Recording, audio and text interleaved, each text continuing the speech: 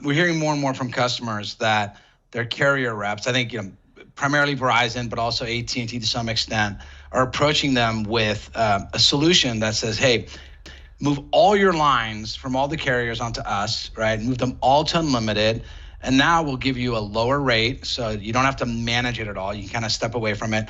And now you don't have to have a TEM or hire a third party to come and manage that as well. So not only do you save money on the rate plans, you save money by not having someone else take care of it, right? Which I think on the surface sounds very good, but there's probably a very small percentage of clients who fit the criteria that would actually benefit from that, right? Where they truly don't need to manage their environment at all, where they're actually best served by single sourcing on a single carrier, right? And they don't have to be concerned about all of the limitations that come with moving on to these unlimited plans, right? The unlimited plans typically come with a throttling feature, and you actually see now that the carriers market their non-unlimited plans as having premium data access, right? So of course the thing that is unlimited is no longer premium. And what that throttling typically does is when you hit a certain threshold, around 60 gigabytes or so, right? It's not published, but around there, they move you from 5G back to 4G, which is a pretty big hit in terms of experience, right? But also, even while you're on that 5G experience, one of the really cool things about 5G and then, starting with LTE, but 5G was that you can actually prioritize traffic. And what they do is they actually deprioritize unlimited plan traffic, right? So as soon as congestion happens, whether or not you're being throttled, you start suffering from a suboptimal experience, right? So I think, if you have a business that has, let's say, business critical needs on your devices, or you have roles and functions that use mobile devices that are very sensitive to quality, right? Teams chat while you're on the phone at the airport, things like that with video enabled. It may not be a great solution. And there is some exceptions that the carriers will allow, but that's usually hierarchy based, and it's not tied to the criticality of that user's data consumption, right? Which is not always the person with the title, it's someone with a specific function in the organization.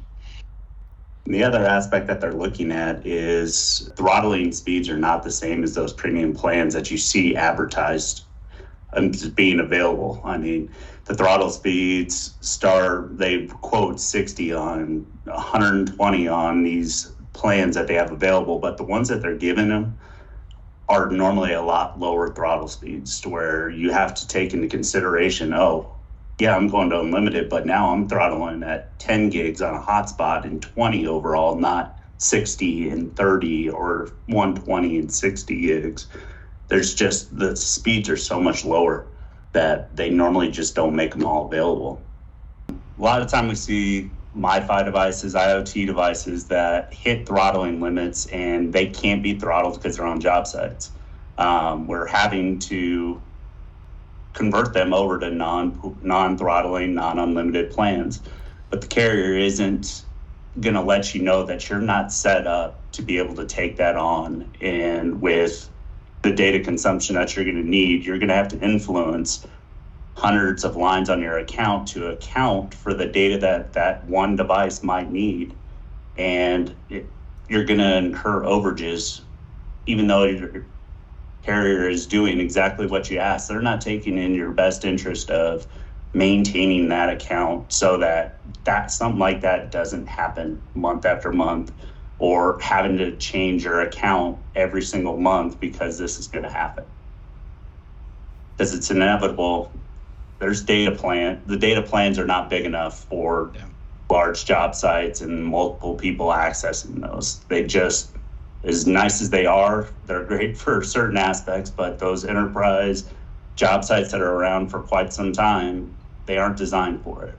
I think Jeff's making like a really important point here, right? Which is the alternative to unlimited plans is not a individual plan that works for that user who needs to move off throttling, right? The alternative is a pool of devices in a pool.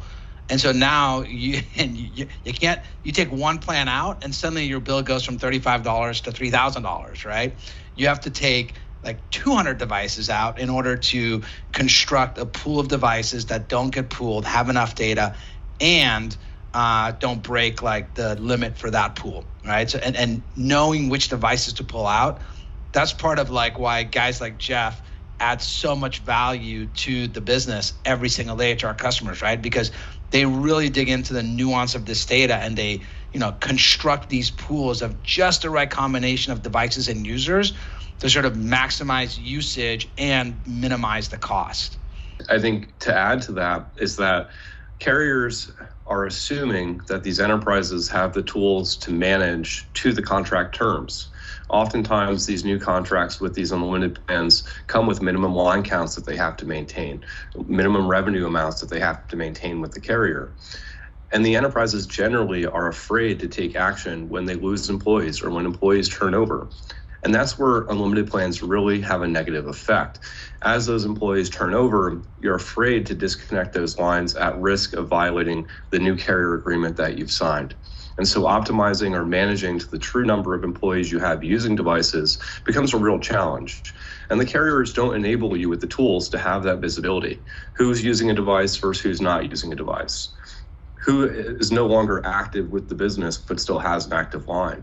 The enterprise and the carrier are not equipped to solve these questions easily, which is why the value of our solution really stands out. It enables those enterprises to still maximize those contracts and leverage the capabilities of what the carrier has offered, while also maintaining accuracy of inventory and accuracy of usage. If we don't have users utilizing the device and we can still maintain the contract, BrightFin's in a position to help you realize that optimal spend.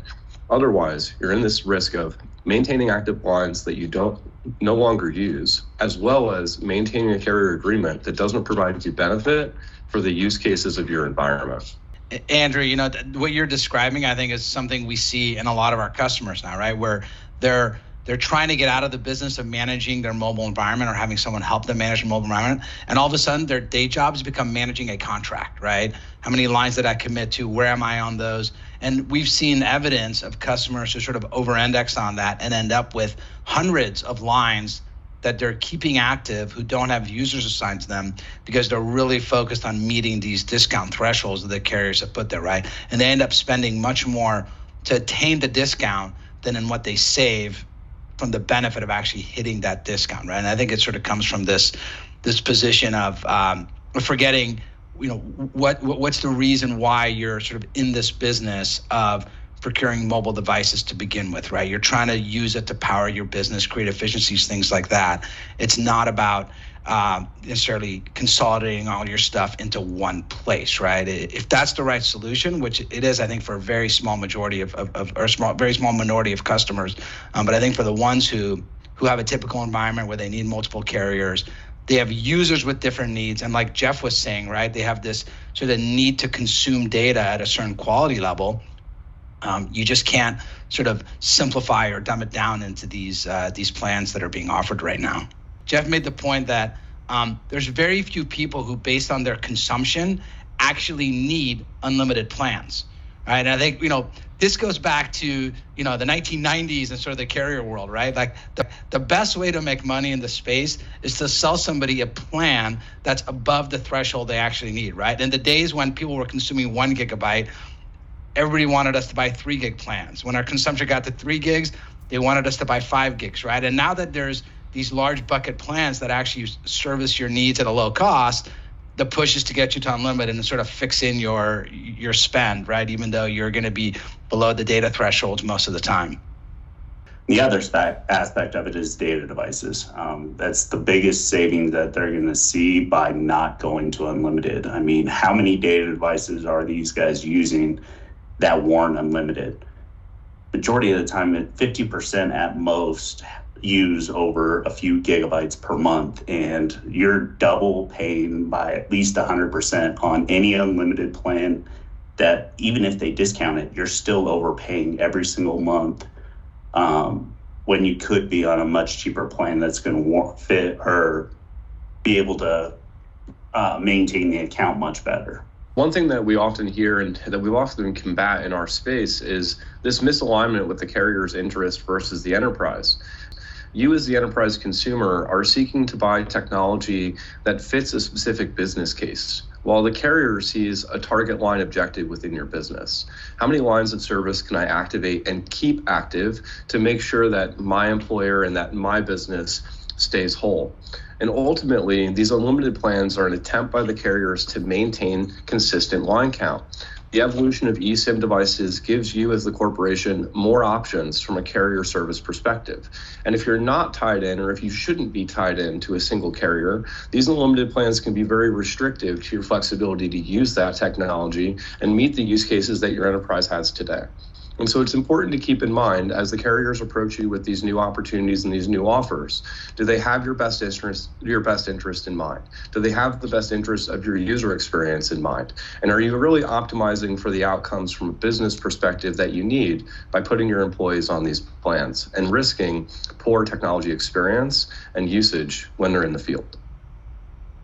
Yeah, one of the things we're definitely seeing, right, and we hear this from the carrier sales reps themselves, is that there's a scaling back of support that's being provided to the enterprise, right? The users and the actual enterprise itself. So more and more people are being sent to self-service modules. They're being sent into IVRs that have a very hard time getting to a person to help you. And when you pick up the phone and call your sales rep, that person no longer has access to back-end support themselves, right? And so one of the really valuable services that's provided by Brightfin and the other companies in our space is that we manage that sort of difficult engagement process with the carriers, right? We do this all day long. We know how to place these orders, get around like the blocks and the difficulties and sort of, let's call it the intentional barriers to executing on certain things, like a line disconnect that exists in that environment.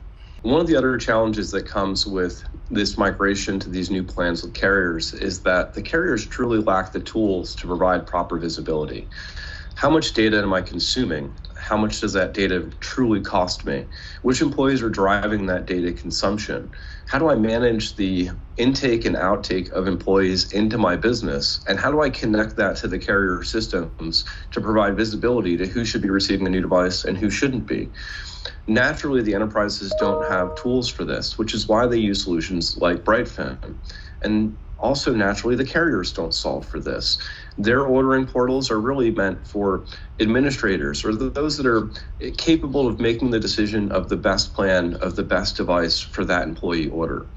When you switch to these unlimited plans and you start to look at negating or removing a service like Brightfin, you really start to limit your organization's ability to understand catalog.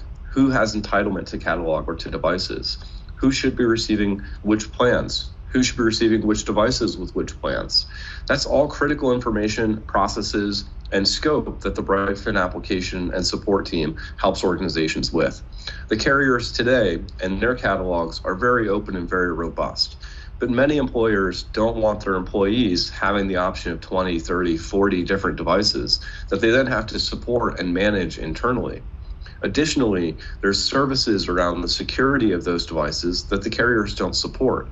And when you tie together the procurement management and security management of these two worlds inside your mobile ecosystem, Brightfin really shines through as a provider that adds value, ensuring that the right employees have the right tools with the right security solution to enable them at work.